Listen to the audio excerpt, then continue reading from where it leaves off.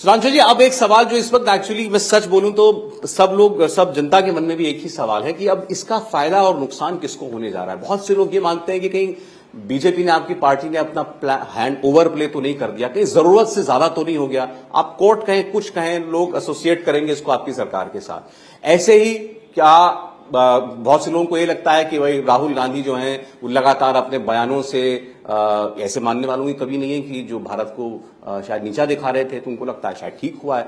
तो इसका ये कैसे प्ले आउट करेगा आगे चुनावों में, खास करके इस पर मैं आपसे बात करना चाहता हूं। राहुल गांधी ने अपनी स्टेटमेंट में ये कहा, अपनी प्रेस कॉन्फ्रेंस में ये कहा कि मेरे हाथ में तो हथियार दे दिया। आप उनसे, एक रिपोर्टर ने पूछा कि आपको दुख है, आपकी सीट चली गई, उनका आपको लगता है मैं दुखी, मैं कहीं से दुखी हूं। पैनिक कर गए मोदी जी, और पैनिक में मेरे हाथ में वो हथियार दे दिया जिसकी हम कल्पना भी नहीं कर सकते थे। वैसे देखिए, वो दुखी तो नहीं, आक्रोशित तो नजर आए, और वो सदैव आक्रोशित रहते हैं। ऐसा नहीं, यहां पे मैं बात मानता हूं कि इस प्रेस कॉन्फ्रेंस के समय ही नहीं, वो भारत की राजनीति के चिर युवा हैं, जो 50 साल की उम्र के बाद भी युवा हैं, चिर व्याकुल भी हैं, हमेशा व्याकुल रहते हैं, और चिर व्यथित भी हैं, और चिर कुपित भी हैं, यानी दुखी भी हैं और क्रोधित भी हैं। वो तो सदैव इस मोड में रहते हैं। और जहां तक हथियार की बात है, हथियार वालों के तो साथ वो खड़े रहे हैं, हथियार वालों से तो बड़ी सहानुभूति रही है। जो कहते थे लेके रहेंगे आजादी, बंदूक के दम पर आजादी, कश्मीर में उनके साथ खड़े रहे थे। और यदि व्यक्ति किसी हथियार का विवेकपूर्ण ढंग से प्रयोग न करे तो वो अपने लिए भी घातक हो सकता है। कभी कभी तो मुझे लगता है कि आप कांग्रेस के लोगों से पूछें तो उन्हें मन ये आ सकता है कि राहुल गांधी जी तो ऐसे हथियार हैं जो विपक्ष, यानी उनके विरोधियों, यानी हम पर कम और उन पर ज्यादा चल जाता है। क्या करें बेचारे, एक एक बार आकर उनको डिफेंड करना पड़ता है। Defenders of democracy, why they are not reacting to India, England और अमेरिका के। कहते हैं मोस्ट रिडिकुलस स्टेटमेंट, मैंने ऐसा कुछ कहा ही नहीं। अब आज के जमाने में जब डिजिटल डाटा अवेलेबल है तो ये कह के बचना बहुत मुश्किल है। सब कुछ आज की डेट में कोई भी व्यक्ति जाए सर्च करके देख सकता है।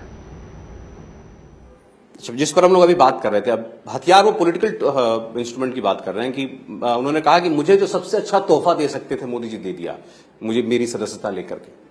महात्मा गांधी की समाधि पर तथाकथित सत्याग्रह करने वाला व्यक्ति हथियार की बात करे तो इससे उसकी मानसिकता, लिटरली मत लीजिए ना, मतलब उनका कहने का मतलब कि भाई तो चलिए लिटरली बात कर लेते हैं। जगदीश टाइटलर जैसे व्यक्ति को साथ में लेके आके खड़े हुए, जिनके ऊपर आरोप है सिखों के नरसंहार करने का, हिंसा के इतने बड़े प्रतीक को साथ में लिए, तो लिटरल है ना, इसमें तो कुछ भी नोशनल नहीं है, ये तो यथार्थ है, इसमें कुछ आभासी नहीं है। तो इसके ऊपर क्या जवाब है? इसीलिए, और जो मैंने हथियार वालों के समर्थन की बात कही, उसको साथ में लिए थे ना, जो गांधीयंस विद गन कहा था, वो मेधा पाटकर। गांधी और गन का कोई समन्वय हो सकता है?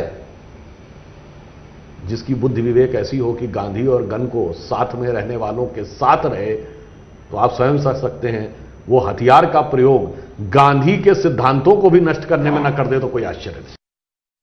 प्रियंका गांधी वाड्रा ये कह रही थी आज कि आप उनके ऊपर परिवारवादी होने का आरोप लगाते हैं, उनके खानदान में जाने किस किस का नाम लेते हैं, भगवान राम, पांडव, इनको भी परिवारवादी कहेगी आपकी पार्टी, या अपने परिवार की अस्मिता के लिए लड़ रहे थे? पहले तो मैं कहना चाहूंगा, महात्मा गांधी की समाधि में बैठ के जहां हे राम लिखा है, उस राम को काल्पनिक कहने वाले, राम मंदिर के विरुद्ध खड़े होने वाले, राम भक्त कारसेवकों के ऊपर फायरिंग का समर्थन करने वालों को राम की याद तो आई, परंतु मैं प्रियंका जी को याद दिलाना चाहता हूं, शायद आप लोग विदेश आते जाते भारतीय संस्कृति का मूल स्वरूप ही भूल गए। भगवान राम का जन्म किस लिए हुआ था? उन्होंने कहा, जब जब होए धर्म की हानि, बाढ़ें अधम असुर अभिमानी, तब तब हरि धरि विविध शरीरा, हर ही कृपानिधि सज्जन पीरा। समाज के कल्याण के लिए हुआ था। और यदि आपने पांडवों की बात कही तुम और परिवार की बात कही, तो यदि आपका भाई गलत है उसके बाद भी आप उसके साथ खड़े हैं, तो राम की नहीं रावण की परंपरा है। कुंभकर्ण रावण के साथ खड़ा था, यह जानते हुए भी कि मेरे भाई ने गलत किया है। पांडवों की परंपरा यह थी, यदि उन्हें लगा कि हमारे भाई असत्य के विरुद्ध हैं तो वो उनके विरुद्ध जाके खड़े हुए थे। इसलिए मान्यवर, जो आप कहने का प्रयास कर रही हैं, अब असत्य के मार्ग पर खड़े हुए अपने भाई का साथ देना राम और पांडवों की परंपरा नहीं, रावण और कौरवों की परंपरा है। कुछ कुछ उनकी सोच ऐसी है जैसी महाभारत में दुर्योधन की थी। उससे कहा गया, तुमने भी तो पढ़ा है शास्त्र, तुम्हें धर्म नहीं पता, तुम्हें अधर्म नहीं पढ़ा, तो क्या कहता है, जानामि धर्मम न चमे प्रवृत्ति, जानामि अधर्मम न च मे निवृत्ति। मैं जानता हूं कि सत्य और धर्म क्या है, पर मेरी प्रवृत्ति नहीं है।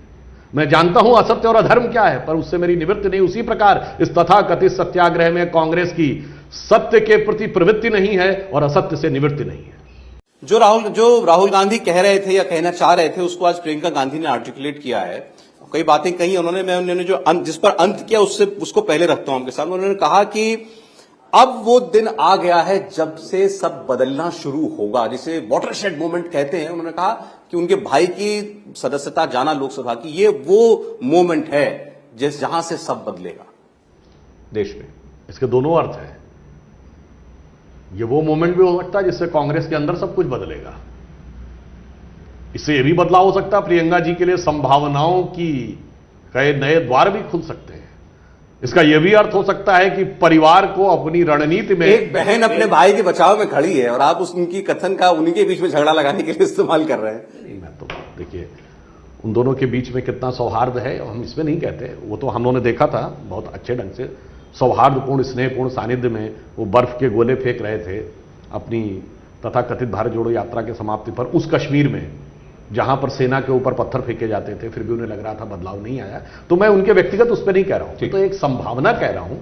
मैं ये नहीं कह रहा हूं कि वो उनके खिलाफ है, और संभावनाएं तो इसमें से निकल ही सकती हैं। ऐसा अनेक बार हुआ है कि कोई परिस्थिति बनी तो संभावना कोई और बन गई। अनेक बार ऐसा हुआ था भाई। अगर आप देखें तो गांधी परिवार तो संभावनाओं पर ही चला है, यथार्थ पे नहीं। नेहरू जी प्रधानमंत्री संभावना संयोग से बन गए थे। 0 वोट मिला था अप्रैल 1946 की कांग्रेस की कमेटी की बैठक में, बन गए, परिस्थिति बन गई।